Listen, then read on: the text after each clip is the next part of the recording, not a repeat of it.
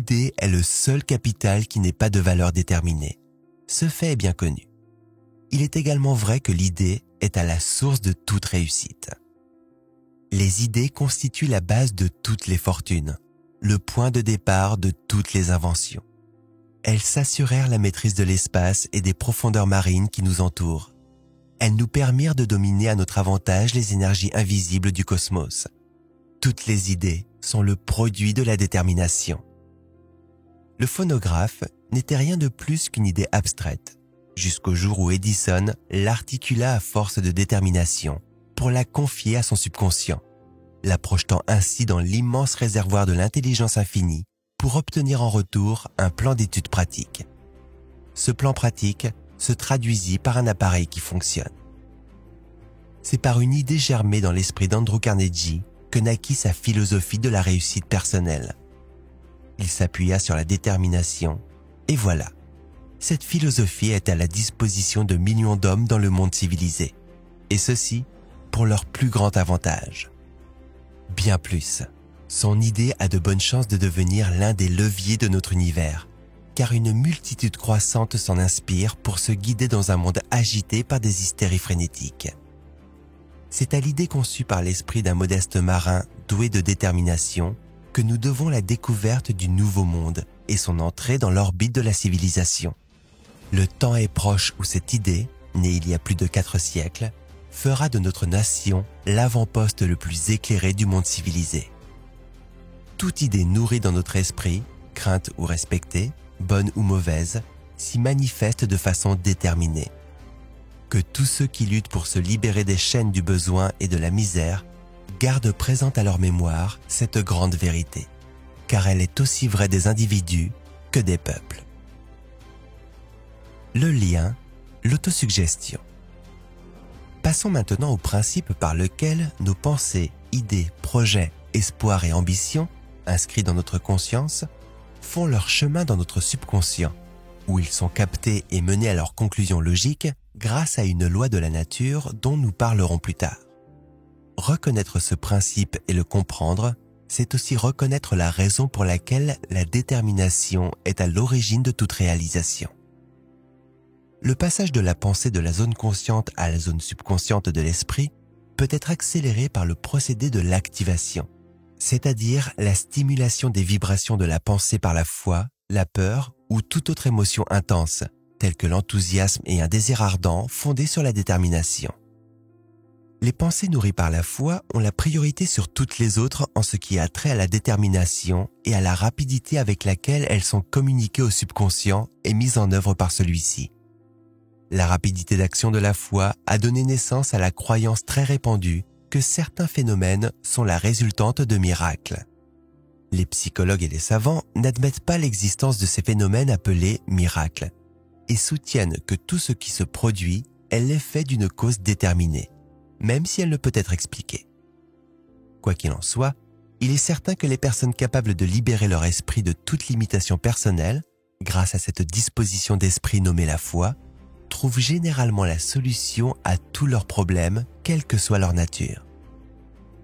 Les psychologues reconnaissent que l'intelligence infinie, même si elle ne résout pas de façon automatique tous les problèmes, mène cependant à sa conclusion logique toute idée, projet ou désir clairement articulé est soumis à la zone subconsciente de l'esprit dans une disposition d'esprit inspirée par une foi parfaite.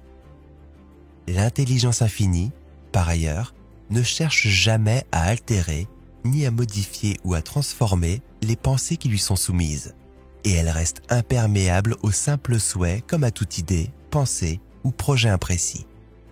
Imprégnez-vous de cette vérité, et vous disposerez d'une puissance suffisante pour résoudre vos problèmes quotidiens avec beaucoup moins d'efforts que n'en mettent la plupart des gens à se tourmenter à leur sujet. Ce qu'on appelle les petites idées est souvent le signal que l'intelligence infinie tente d'atteindre et d'influencer la zone consciente de l'esprit. Et vous remarquerez que ces petites idées se manifestent en réponse à des idées, projets, ambitions, désirs ou encore à des peurs qui furent communiquées à la zone subconsciente. Toutes ces petites idées devraient être prises au sérieux et examinées avec soin, car elles communiquent souvent, en tout ou en partie, des informations précieuses à la personne qui les reçoit. Ces intuitions se manifestent souvent plusieurs heures, voire des jours ou des semaines, après que la pensée qui les inspira ait atteint le réservoir de l'intelligence infinie. Entre-temps, il est fréquent qu'on ait oublié la pensée qui les inspira. Voilà donc une question fort sérieuse pour laquelle même les hommes les plus avertis ont peu de réponses.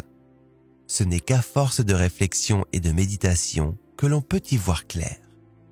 Si vous comprenez ce principe de fonctionnement de l'esprit, vous serez en mesure de comprendre pourquoi il arrive que la méditation nous apporte parfois ce que nous désirons et parfois ce que nous ne désirons pas. Ce type d'attitude mentale n'est accessible qu'après préparation et à force de discipline personnelle. On pourra y arriver grâce à une formule dont je vais parler plus tard. L'une des vérités les plus profondes qui soit veut que le comportement humain, qu'il soit l'expression d'une pensée collective ou d'une pensée personnelle, se modèle exactement sur la forme de ses pensées. Les hommes qui réussissent ne connaissent leur réussite que parce qu'ils prirent l'habitude de penser en fonction du succès. La détermination peut et doit occuper l'esprit au point qu'il ne reste plus de temps ni d'espace à l'esprit pour concevoir l'échec. Une autre profonde vérité réside dans le fait qu'une personne qui a connu l'échec et qui l'admet comme tel peut, en inversant la position des voiles de son esprit, transformer les souffles de l'adversité en une puissance de volume équivalent qui l'emportera vers le succès. Un navire court à l'est, l'autre à l'ouest, emportés par un seul souffle. Ce sont leurs voiles et non les vents qui les entraînent là où ils vont. Aux yeux de ceux qui se vantent d'être des esprits pratiques, terre-à-terre, pragmatiques, cette analyse du principe de la détermination pourra sembler abstraite, loin du réel. Il existe une puissance plus grande que celle de la pensée consciente, et il arrive souvent qu'elle ne soit pas perceptible par notre esprit limité. Il est capital d'accepter cette vérité si l'on désire voir couronner de succès toute entreprise précise fondée sur la soif des grandes réalisations. Tous les grands philosophes, de Platon et de Socrate à Emerson et aux modernes, tous les grands hommes d'État, de Washington à Lincoln, se tournèrent vers leur moi intérieur dans les moments de crise. Nous ne céderons jamais sur ce point. Aucune réussite durable, exemplaire, ne fut jamais acquise et ne le sera jamais, sinon par ceux qui reconnaissent l'existence des puissances spirituelles de l'infini et qui y puisent par l'intermédiaire des données que leur offre leur moi intérieur. Tous les événements de la vie d'un homme sont la résultante d'une cause précise, qu'il soit heureux ou malheureux. Bien plus, la majorité des événements de la vie d'un homme sont la résultante de causes sur lesquelles il peut exercer un contrôle. Cette vérité évidente donne toute son importance au principe de la détermination. Si la situation d'un homme n'est pas conforme à ce qu'il désire, il peut la modifier en changeant ses dispositions d'esprit et en adoptant des habitudes de pensée nouvelles et plus désirables. Voici comment la détermination conduit au succès. De tous les chefs d'industrie qui contribuèrent au développement de notre système industriel, il n'en est pas de plus exemplaire que Chrysler. Son histoire devrait inspirer l'espoir à tout jeune Américain qui aspire à la renommée ou à la fortune. Elle fournit bel et bien la preuve de la puissance que l'on peut acquérir si l'on agit avec détermination. Chrysler fit ses débuts dans la vie comme mécanicien dans un entrepôt de chemin de fer à Salt Lake City. Il avait réussi à épargner un peu plus de 4 000 $ qu'il avait l'intention d'utiliser pour monter sa propre affaire. Après avoir fait un tour d'horizon des entreprises, il décida que l'industrie d'avenir était celle de l'automobile. Aussi choisit-il ce domaine. Son entrée dans le domaine des affaires fut à la fois originale et pittoresque. Sa première initiative devait choquer ses amis et sa famille. Il investit toutes ses économies jusqu'au dernier sou dans l'achat d'une automobile. Lorsque sa voiture arriva à Salt Lake City, il réserva une autre surprise à ses amis.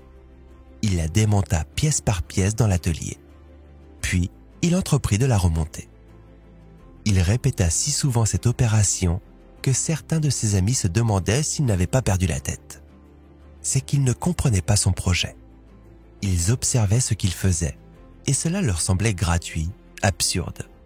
Mais ce qu'ils ne voyaient pas, c'était le plan qui prenait forme dans l'esprit de Chrysler. Il imprégnait son esprit de mécanique automobile. Voilà ce qu'il faisait. Il se saturait de détermination. Il étudiait sa voiture jusque dans les moindres petits détails. Quand il en eut fini avec ses démontages et remontages, il connaissait sur le bout des doigts les qualités et les défauts de sa construction. Fort de cette expérience, il se mit à construire des voitures qui réunissaient toutes les qualités de la sienne et en élimina tous les défauts. Il réussit si bien que lorsque les premières automobiles Chrysler arrivèrent sur le marché, elles firent sensation dans l'industrie. Son accession à la renommée et à la fortune fut rapide et définitive. Avant même de commencer, il savait où il allait et il s'était préparé avec une application farouche à son entreprise. Observez bien les hommes qui agissent avec détermination, quel que soit leur domaine d'activité, et vous serez surpris de constater avec quelle facilité ils s'attirent la collaboration amicale des autres, comment ils surmontent les résistances et obtiennent ce qu'ils veulent. Étudiez le cas de Chrysler et observez comme il s'assura les 12 richesses de la vie et en tira le maximum de profit. Il commença par s'assurer la plus importante de toutes, une attitude mentale positive. Celle-ci lui procura un terrain fertile où planter et cultiver la semence de son objectif vital, la construction d'automobiles de qualité. Il acquit ensuite, une à une, les autres richesses, la santé, l'harmonie dans les relations humaines, l'absence de peur, le goût de réussir, l'aptitude à la foi, le désir de partager ses richesses, une œuvre d'amour, un esprit ouvert à tout, la maîtrise de soi, l'aptitude à comprendre autrui et enfin, la sécurité matérielle. Ce qui étonne le plus dans sa réussite, c'est sa simplicité. Son capital de départ, comme son instruction, était très limité et il n'avait aucun protecteur puissant pour l'épauler dans son entreprise. Ce qu'il avait par contre, c'était une idée pratique et assez d'esprit d'initiative pour aller de l'avant avec les moyens du bord. Tout ce dont il eut besoin pour faire une réalité de son objectif vital semble s'être, comme par miracle, présenté à lui aussitôt qu'il fut prêt à en tirer profit. Phénomène qui n'est pas rare chez les hommes qui agissent avec détermination. Chers auditeurs, nous espérons que vous avez aimé ce livre. Vous pouvez écouter la version intégrale du livre en suivant le lien dans la description. Si vous voulez participer au tirage au sort de cadeaux sympas, abonnez-vous à la chaîne, cliquez sur « J'aime » et laissez un commentaire sous la vidéo.